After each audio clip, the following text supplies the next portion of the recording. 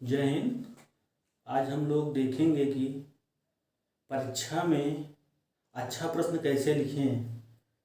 मित्रों, हर विद्यार्थी की हार्दिक इच्छा होती है कि परीक्षा में हमें सर्वोच्च अंक मिले, लेकिन सर्वोच्च अंक पाने के लिए उसे क्या क्या करना चाहिए यह प्रायः भूल जाता है। इसलिए आज हम देखेंगे कि परीक्षा में सर्वोच्च अंक किस विधि से और किस प्रकार सतत अभ्यास से प्राप्त किया जा सकता है। तो एक एक पॉइंट बताएंगे, आप लोग ध्यान से सुनिएगा और उसका चिंतन मनन करिएगा। इससे आपको परीक्षा में निश्चित ही अच्छे नंबर प्राप्त होंगे। अब हम देखते हैं कि कैसे लिखें। प्रश्न मिलते ही विद्यार्थी प्रश्न को समझते नहीं हैं और उत्तर लिखना शुरू कर देते हैं। प्रश्नोत्तर करने से पहले प्रश्न को अच्छी तरीके से समझें और उसे लिखें। तो पहला टॉपिक है, क्वेश्चन पेपर को अच्छी तरीके से पढ़ें, समझें, तब लिखें कि प्रश्न का मूल क्या है, प्रश्न पूछना क्या चाहता है और हमें लिखना क्या है। दूसरा है, अच्छी राइटिंग में लिखें।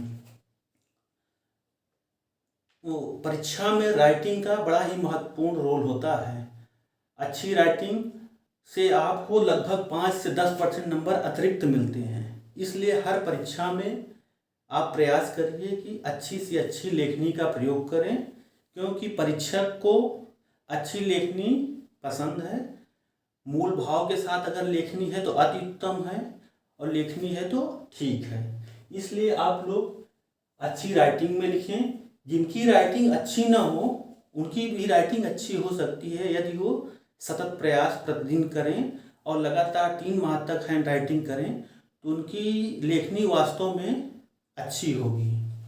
तीसरा है, परीक्षा से पहले प्रैक्टिस सेट का प्रयोग करें। इससे आपके ज्ञान का, आपके लेखनी का और आपके विश्लेषण का अच्छा मूल्यांकन होता है। इसलिए आप लोग परीक्षा से पहले कम से कम 10 प्रैक्टिस सेट अवश्य करें और अपना मूल्यांकन एवं आकलन स्वयं करें। चौथा है, हेडलाइन, अंडरलाइन तथा महत्वपूर्ण शब्दों को बोल्ड करें। परीक्षक की नज़र आपके विशिष्ट शब्दों पे पड़े, आपके विशिष्ट लेखनी पे पड़े। इसके लिए आपको जैसे सन हो गया, कोई योजना हो गई, कोई डेटा हो गया, तो उसको अगर अंडरलाइन करेंगे, बोल्ड कर देंगे तो परीक्षक की नज़र आसानी से वहाँ तक पहुँच जाएगी और आपको अच्छा अंक वास्तव में मिलेगा। अगला है, आवश्यकता अनुसार उत्तर में मुहावरों का प्रयोग करिए, लोकोक्तियों का प्रयोग करिए और अगर आवश्यकता समझें तो महापुरुषों का उल्लेख करें। इससे हमें एक पंथ दो काज वाली स्थिति से चलना पड़ता है कि महापुरुषों का भी हम उल्लेख कर देते हैं और जो प्रश्न पूछता है उसका भी उल्लेख कर देते हैं। सबसे महत्वपूर्ण प्रश्नोत्तर में आजकल के बदलते परिवेश में सबसे महत्वपूर्ण है शब्द सीमा का विशेष ध्यान रखना।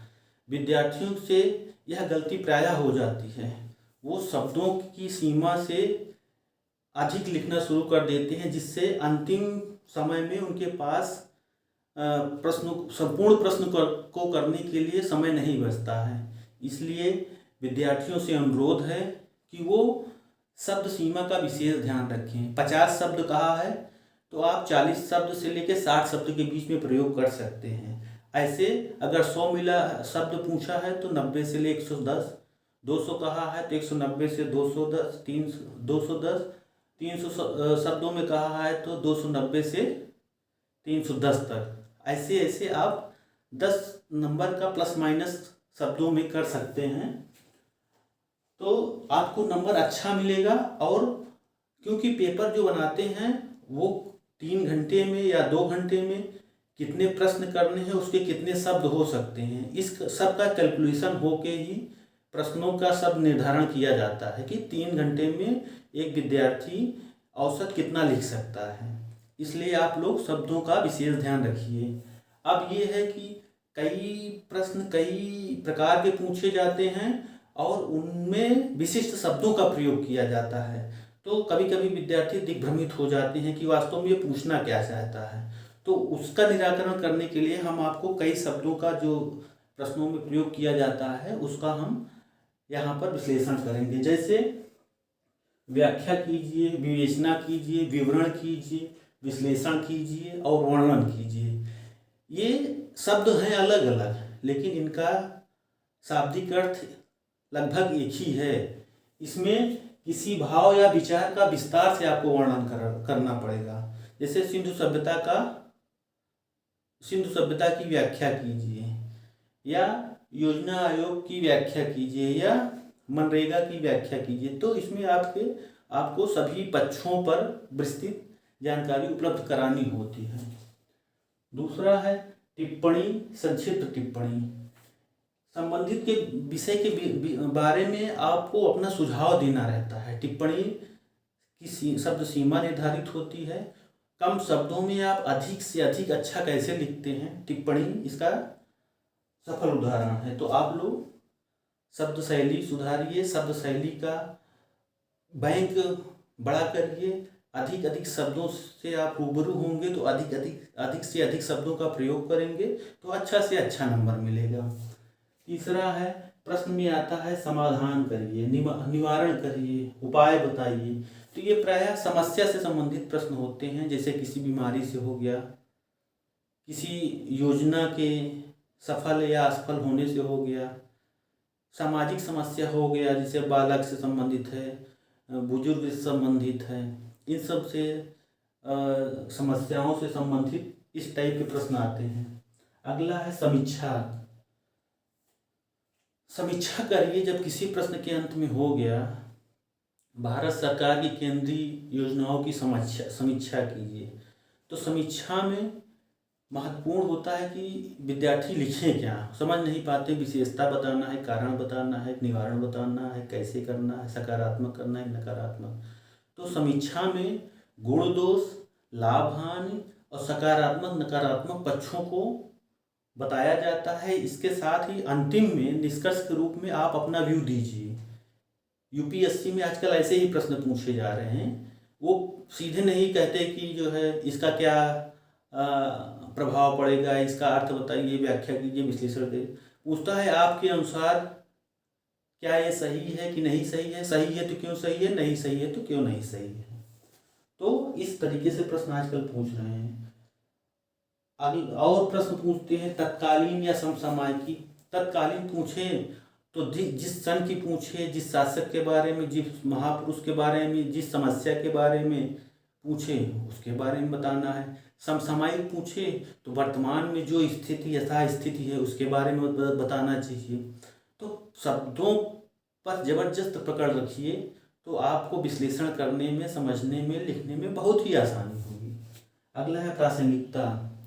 प्रश्न आता है कि महात्मा गांधी की प्रासंगिकता बताइए, या स्वतंत्रता आंदोलन में नरम और गरम दलों की क्या प्रासंगिकता थी।